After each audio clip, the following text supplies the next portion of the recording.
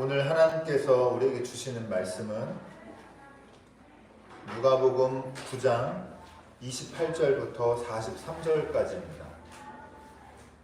누가복음 9장 28절부터 43절까지 말씀을 찾고 또 화면 보시고 제가 읽겠습니다. 이 말씀을 하신 뒤에 여드레쯤 되어서 예수께서 베드로와 요한과 야고보를 데리고 기도하러 산에 올라가셨다. 예수께서 기도하고 계시는데 그 얼굴 모습이 변하고 그 옷이 눈부시게 휘어지고 빛이 났다. 그런데 갑자기 두 사람이 나타나 예수와 더불어 말을 하고 있었다. 그들은 모세와 엘리야였다. 그들은 영광에 쌓여 나타나서 예수께서 예루살렘에서 이루실 일, 곧 그의 떠나가심에 대하여 말하고 있었다. 베드로와 그 일행은 잠을 이기지 못해서 졸다가 깨어나서 예수의 영광을 보고 또 그와 함께 서 있는 그 두 사람을 보았다. 그 두 사람이 예수에게서 막 떠나가려고 할 때에 베드로가 예수께 말하였다. 선생님, 우리가 여기서 지내는 것이 좋겠습니다. 우리가 초막 셋을 지어서 하나에는 선생님을, 하나에는 모세를, 하나에는 엘리야를 모시겠습니다. 베드로는 자기가 무슨 말을 하는지도 모르고 그렇게 말하였다. 그가 이렇게 말하고 있는데 구름이 일어나서 그 세 사람을 휩쌌다. 그들이 구름 속으로 들어가니 제자들은 두려움에 사로잡혔다. 그리고 구름 속에서 소리가 났다. 이는 내 아들이요 내가 택한 자다. 너희는 그의 말을 들어라. 그 소리가 끝났을 때에 예수만이 거기에 계셨다. 제자들은 입을 다물고 그들이 본 것을 얼마 동안 아무에게도 알리지 않았다. 다음 날 그들이 산에서 내려오니 큰 무리가 예수를 맞이하였다. 그런데 무리 가운데서 한 사람이 소리를 크게 내서 말하였다. 선생님, 내 아들을 보아주십시오. 그 아이는 내 외아들입니다. 귀신이 그 아이를 사로잡으면 그 아이는 갑자기 소리를 지릅니다. 또 귀신은 아이에게 경련을 일으키고 입에 거품을 물게 합니다. 그리고 아이를 상하게 하면서 좀처럼 떠나지 않습니다. 그래서 선생님의 제자들에게 귀신을 내쫓아달라고 청하였으나 그들은 해내지를 못했습니다. 예수께서 대답하셨다. 아, 믿음이 없고 비뚤어진 세대여, 내가 언제까지 너희와 함께 있어야 하며 너희를 참아주어야 하겠느냐. 내 아들을 이리로 데려오너라.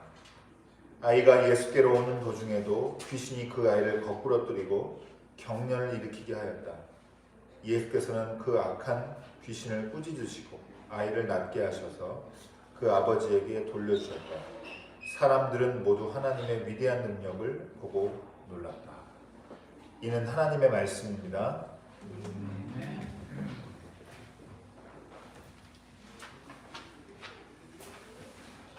네. 먼저 오신 분들 앞뒤로 돌아보시고 또 온라인으로 가정에서 예배드리시는 분들도 함께 인사 나누겠습니다. 우리에게는 미래가 있습니다. 세상 사람들은 볼 수 없는 하나님의 자녀, 그리스도의 제자에게 허락된 미래가 있습니다. 말씀의 빛으로 환히 열린 미래를 보시기를 바랍니다. 오늘 주연절 보내고 있습니다. 주님께서 하나님의 아들로 또 우리의 구원자로 세상에 드러나신 것을 기억하고 기념하는 주연절입니다. 오늘은 제가 어제 단톡방에도 잠깐 말씀드렸는데 주연절 마지막 주일이에요. 그리고 다음 주 돌아오는 수요일이죠. 제2의 수요일이라고 하는데 제2의 수요일부터 사순절이 시작됩니다. 지난 2주 동안에 우리는 산에서 평지로 내려온 예수님께서 설교하시는 그 모습과 메시지를 들으면서 하나님이 꿈꾸시는 세상이 뒤바뀌는 세상에 대해서 얘기를 나눴고 또 그리스도에게 헌신한 사람들이 어떤 삶을 살아야 할지를 계속해서 살펴보고 있었습니다. 오늘은 산상변모주의라고 합니다. 주님의 이 참된 모습, 변화된 참된 모습을 발견하시고 그 속에서 또 나와 세상을 보는 눈도 변화되는 말씀의 은혜를 경험하시기를 축원합니다. 오늘 기도에도 말씀해 주시고 한 주 동안 가장 큰 뉴스가 아니었나 싶은데 러시아가 우크라이나를 공격해서 전쟁이 일어났습니다. 크고 작은 전쟁이 사실 세계에서 끊이지 않고 없던 적이 전쟁이 멈춘 적이 없었지만 이번의 전쟁은 정말 이 규모나 또 파급력이나 아주 부정적으로 심지어는 3차 대전이라는 거 아니냐라고 우려하는 목소리들도 있습니다. 여태까지 1차 대전, 2차 대전이 다 그 동유럽에서 쟁탈전이 있으면서 시작됐었거든요. 그래가지고 많이들 우려하는 목소리도 있는데 굉장히 이제 위기의 상황이고 그만큼 우리가 기도도 많이 해야 되고 이 사안에 관심 가지고 평화를 위해서 우리 그리스도인들이 간구해야 될 때인 줄 믿습니다. 많이 기억해 주시고 또 뉴스에 관심 가져주시길 바라고요.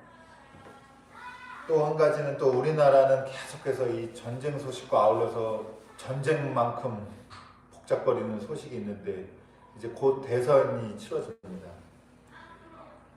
어떻게든 자기보다 더 나쁜 놈이나 이렇게 이런 설교 때 이러면 안 되죠.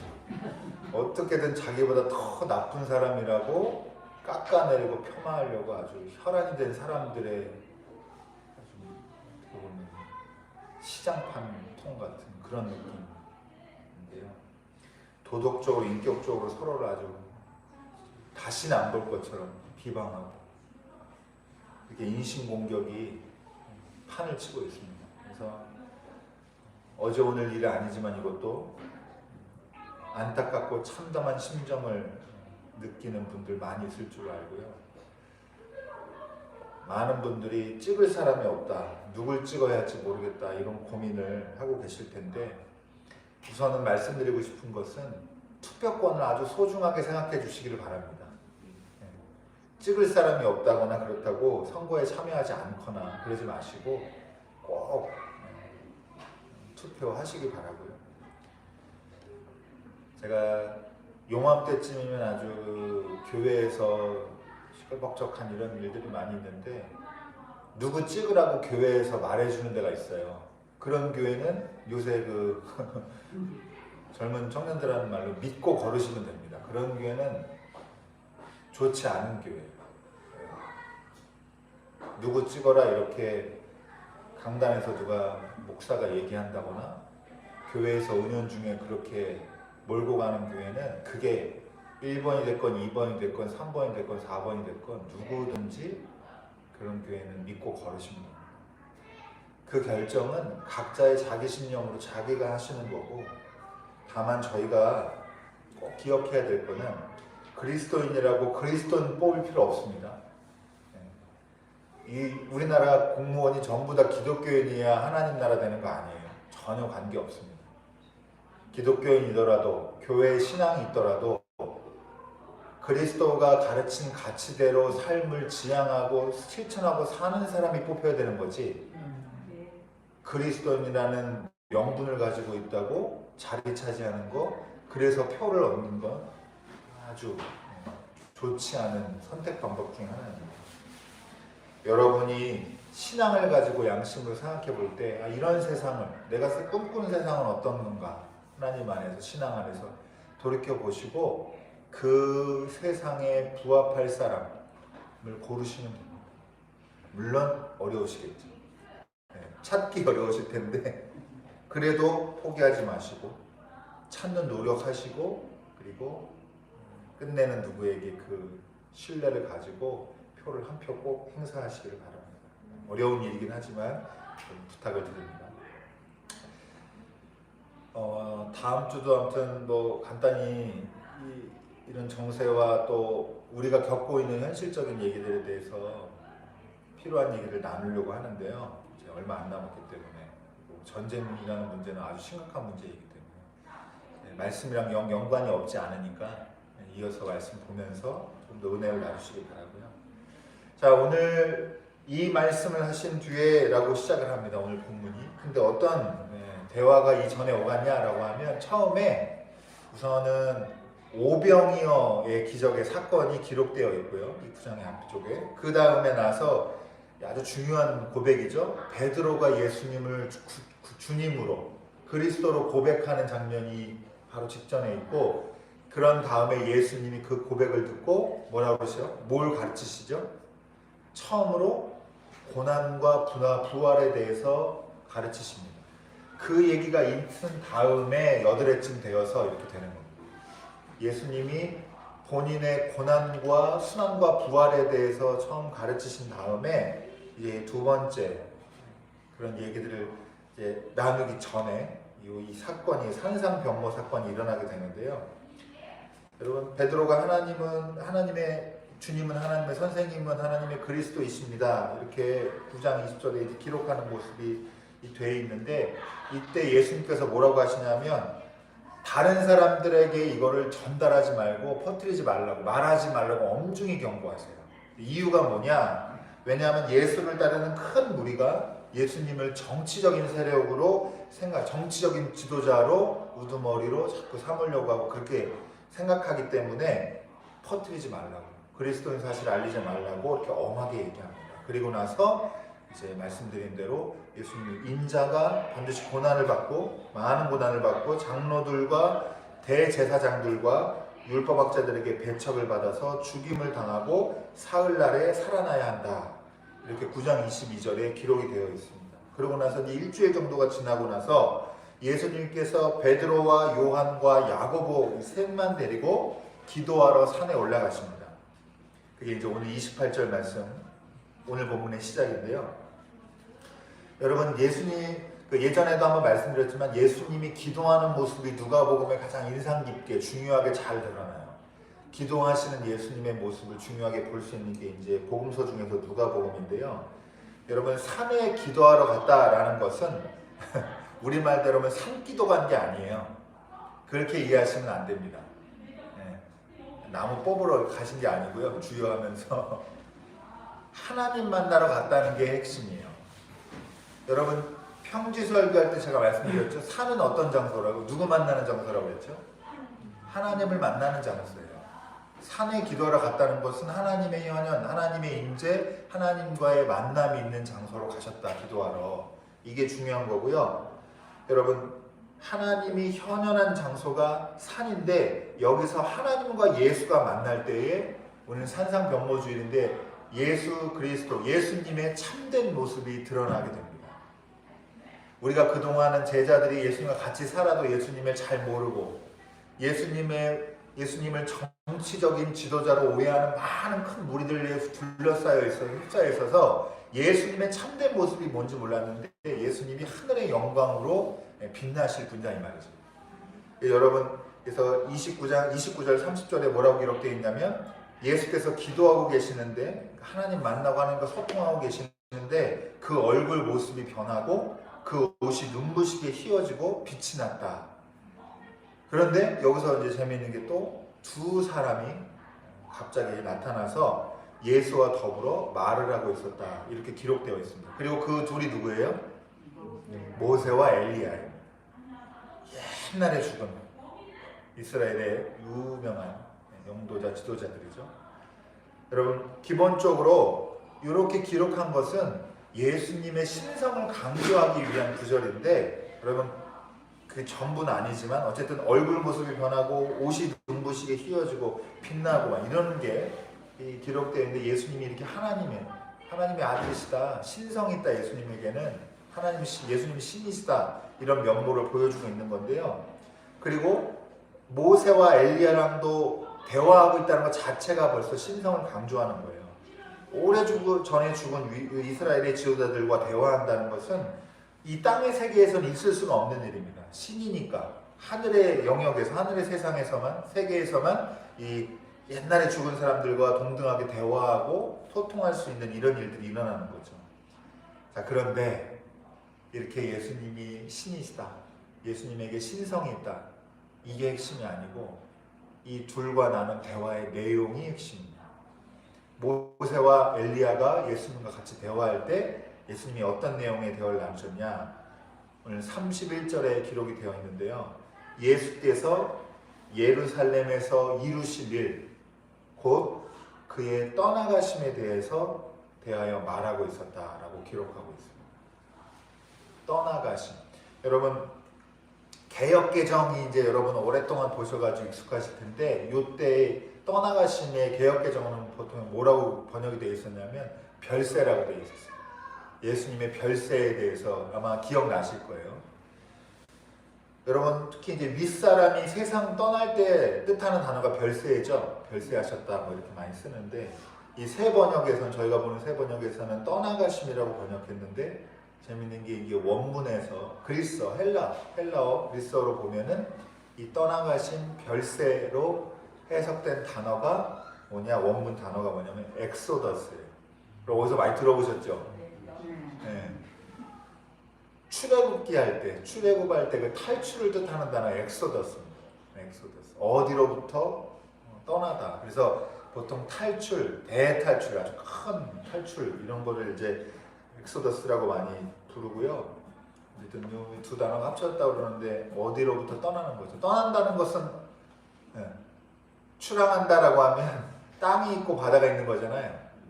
그러니까 떠난다라고 하는 것은 머문 데가 있고 이제 어디로 간다라는 방향이 여기에 이 단어에 다 담겨 있는 그런 단어인데, 예수님이 떠나가신다는 것을, 엑소더스 하신다는 것을 모세와 엘리야랑 셋이서 나누고 있었다라고 하는 겁니다.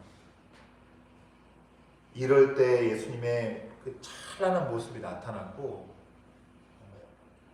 예수님이 본 모습이 이렇게 드러났는데 어디서부터 어디로 가시는가, 그리고 이제는 어디로 가실 거다라고 하는 그런 내용들을 이제 얘기하게 되는 거죠. 그런데 이 중요한 장면을 제자들, 같이 함께 하나님 만나러 간 이 제자들이 어떻게 만나냐? 멋있게 만나냐? 멋있게 만나나요? 안 멋있게 만난 거. 최대한 안 멋있게. 잠을 못 이겨서 졸다가 이렇게 시끄러워하고 깼는데 예수님이 그렇게 광채의 찬란한 모습으로, 영광스러운 모습으로 변로되시고 그리고 대화 나누는 거. 그러니까 사실은 어떻게 보면은 내용 무슨 얘기하는지 잘 몰랐을 거예요. 그냥 당황스럽고 굉장히 놀라고 두려움에 아마 사로잡혔을 텐데, 우연하게 이렇게 예수님의 참된 모습, 영광스러운 모습을 지켜보게 됩니다. 그리고 아마도 이들은 예수님의 빛난 이 모습에 집중하게 됐고, 또 예수님이 두 사람과 얘기하는데 두 사람이 앞만 봐도 엄청난 사람들이고, 하여튼 이런 거에 집중하게 됐을 건데요. 이때 이런 예수님의 모습을, 변모된 모습을 경험하고 겪고 나서 하늘에서 구름 속에서 소리가 들려오는데, 여러분, 이는 내 아들이요 내가 택한 자다. 너희는 그의 말을 들어라. 여러분, 어떻게 보면 반복되는 패턴이고, 예수님이 저희도 주님의 수세주일날 이 말씀 나눴는데, 하늘에서 세례받고 나오실 때, 물에서 나오실 때 하늘에서 소리가 들리죠? 그때랑 같은 메시지인데, 특별한 점이 있다면 이때 제자들을 향해서 이 말씀을 하신다는 거예요. 요거 잘 기억해 주십시오. 이는 내 아들이다. 내가 택한 자다. 이렇게 얘기합니다. 여러분, 모두의 이야기한 대로 이제 이 산상변모주일 지나고 나서 사순절이 시작이 됩니다. 예수님의 영광, 참된 모습, 이게 드러남, 이게 이제 하나님의 현현, 이런 아주 극적으로 아주 이게 찬란하게 드러나는 게 오늘 이제 변모주일인데요. 사람이 이렇게,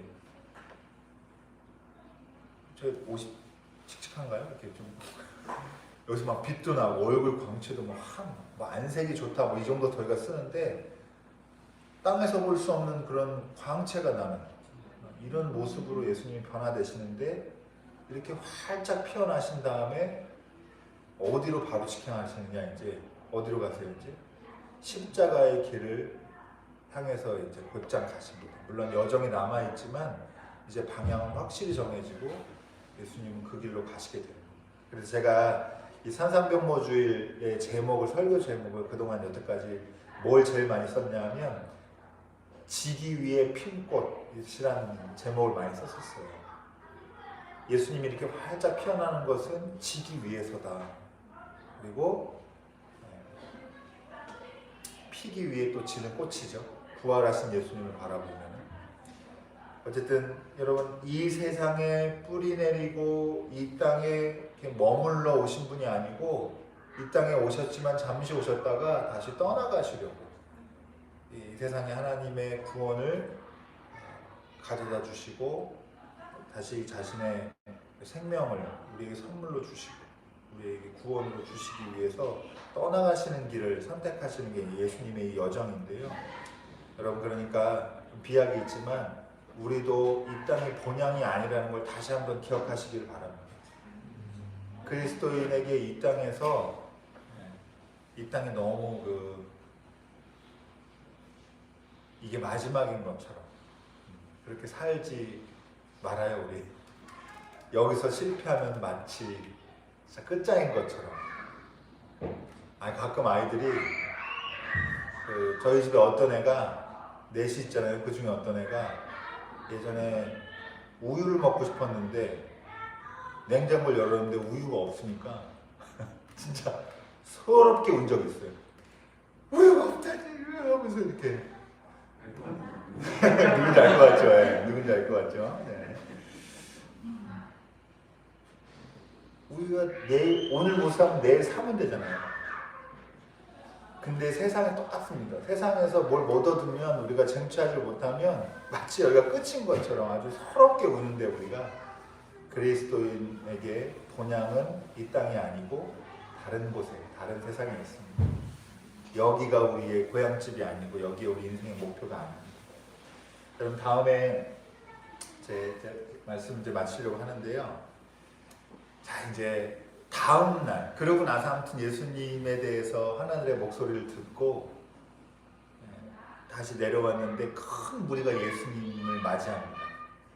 바로 이제 더 이어서 핵심적인 부분을 말씀드리면 그 중에 누가 있어요? 아이가, 자기 아들이 악한 귀신에 들린 아버지가 이제 간절한 마음으로 찾아옵니다. 그런데 이 전의 과정이 어떻게 됐냐면 예수님이 세 제자와 하나님 만나러 산에 올라갔을 때 남아있는 제자들에게 부탁을 했어요. 귀신 좀 쫓아달라고. 그랬는데 제자들이 했을까요? 못했을까요? 못했어요. 근데 여러분, 중요한 게 있거든요. 제자들이 능력이 없어서 못했을까요? 이게 아니에요.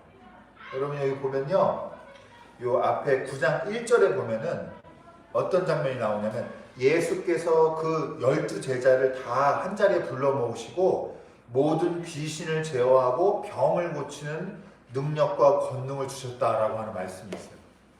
그러니까 능력이 없어서 못 고친 게 아니라 뭐가 다른 게 없어서 못 고친 거예요. 다른 게 없어서 못 고친 거예요. 자, 그런데 제가 오늘 설교 준비하면서 말씀 묵상하면서 제일 저한테 마음이 콕 박혔던 문장이 어디냐면 그 무리 가운데서 한 사람이 소리를 크게 내서 말하는데, 선생님, 내 아들을 좀 도와주십시오. 그러면서 뭐라고 그래요? 그 아이는 내 외아들입니다. 여러분, 제가 이거를 오늘 설교 제목으로 바꿨는데요.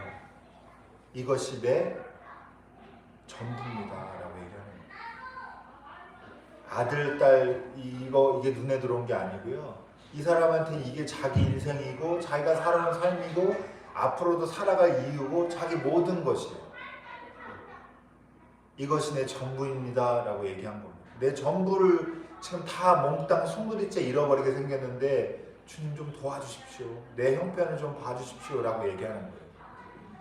근데 제자들은 고치지 못했고, 예수님이 그래서 뒤에서, 여기에 기록하진 않았지만 엄청 꾸짖으시잖아요. 사실은 왜 때문에 이렇게 심하게 꾸짖으실까 잘 이렇게 알기가 쉽지 않은데, 추측하기는 이런 마음이었을 것 같아요. 제자들이 능력도 이미 있는데 못 고쳤다? 그래서 그 상황에서 어떤 상상을 해볼 수 있냐면 예수님이 와서 해주시길 바라는 거예요. 부담스럽기도 하고 복잡할 수도 있죠, 마음이. 할 수 있을까? 될까? 이런 생각도 들고 막 이렇게 귀찮기도 하고 복잡하기도 하고 그럴 수도 있어요. 그리고 보통 많지 않잖아요. 이런 사람들이 예수님 병 드는 사람들이 귀신 들린 사람이 찾아와서 고쳐달라고 하는 사람이 한둘이 아니란 말이에요. 근데 제자들은 거기에 자기가 가진 능력을 발휘하지 못했어요. 예수님이 그래서 꾸짖습니다. 약한 세대라. 믿음이 없고 삐뚤어진 마음 가지고 있다고 이렇게 꾸짖고, 그리고 나서 직접 이 아들을 고치시고 아버지에게 돌려주십니다. 여러분, 시작할 때 제가 전쟁 소식 얘기했는데, 전쟁 포화에서 전쟁을 왜 하면 안 되냐? 하나님, 이게 전부입니다. 여기 내가 이 땅에 사는데 이 집과 여기 가족들 모여서 사는 게 이게 내 삶 전부인데, 전쟁 나면 그런 게 소울치 사라지는 거예요. 여러분, 전쟁 나면 군인이 쏜 사람이 그 사람이랑 개인적인 원한을 쏜 게 아니에요. 다 위에서 지시하는 사람들의 그 명분 때문에 사람들이 서로 죽이고 죽고 하는 게 전쟁입니다. 근데 그렇게 하면 뭘 잃어버리느냐? 전부를 잃어버려요. 전부를 잃어버려요. 여러분, 정치판에서 복잡하게 자기네들 이권 때문에 표 얻으려고 그렇게 쌈박질하는 사이에 아직도 한국 사회에서 어두운데 사각지대에는 이게 내 전부입니다 라고 하는 걸 지켜내지 못해서 자기 목소리 한번 삑소리 못 내보고 쓰러져가는 사람들이 많이 있다. 그런데 자기네 표 더 얻으려고 그런 사람들 돌보지 않는 이 정치인들, 이런 속에서 여러분, 우리가 믿을 것은 하나님 믿는 사람들이고, 하나님을 온전히, 하나님 예수님의 참된 모습을 본 사람들이고, 그리고 하나님이 아직도 우리를 위해서 구원의 일을 하시고 계시다는 점, 여기에 우리 소망을 가져야 됩니다. 여러분, 제가 말씀 마칠게요. 제자들에게 구름 속에서 하늘에서 들려온 소리가 있었죠. 그때 뭐라고 그랬다고요? 네. 그리고 순종하라고 얘기하는데, 내가 택한 자다, 내 아들이다. 그리고 이 땅에서 다음날 악한 귀신 아들, 외아들 둔 이 아버지가 뭐라고 그래요? 선생님, 이 제 외아들입니다. 그러면 여러분, 하늘의 소리가 어떻게 들려야 되냐면, 아들 보고 예수님 보고 뭐라고 그러시는 거냐면, 얘들아, 이게 전부다 라고 얘기하신 거예요. 하나님이 전부를 걸고 우리를 구원하시기 위해서 이 땅에 오셨습니다. 우리도 무슨 일을 하든지 우리가 만나는 사람이 삶의 전부를 걸고 우리에게 소망을 가지고 우리를 찾아온다면, 우리는 어떻게 해야 되냐면, 우리 일해야 돼요. 우리는 그 사람의 얼굴을 외면하면 안 됩니다. 그 사람의 요청, 자기의 전부를 걸고 나에게 손짓하고 몸짓할 때 그 존재를 우리가 잊지 말고 받아들이고 돕고 사랑하고 구원하기 위해서 애써야 됩니다. 그게 그리스도인의 삶의 태도이고, 여러분, 눈에 보이는 것 때문에 낙담하지 마세요. 낙담하지 마시고, 여러분, 하나님 앞에서 떳떳한 마음으로 예수님의 참된 모습, 변화된 모습을 알았다고 하면, 우리도 그 예수님의 변화된 모습처럼 우리도 달라져야 될 줄로 믿습니다. 하나님의 전부로 구원받으신 여러분들, 이 세상의 삶을 송두리째 잃어가는 사람들을 기억해 주시고, 그런 사람들이 우리 앞에 도움 요청할 때 일하시는 여러분들, 예수님과 같이 구원하시는 여러분들 되시기를 축원합니다. 기도하겠습니다.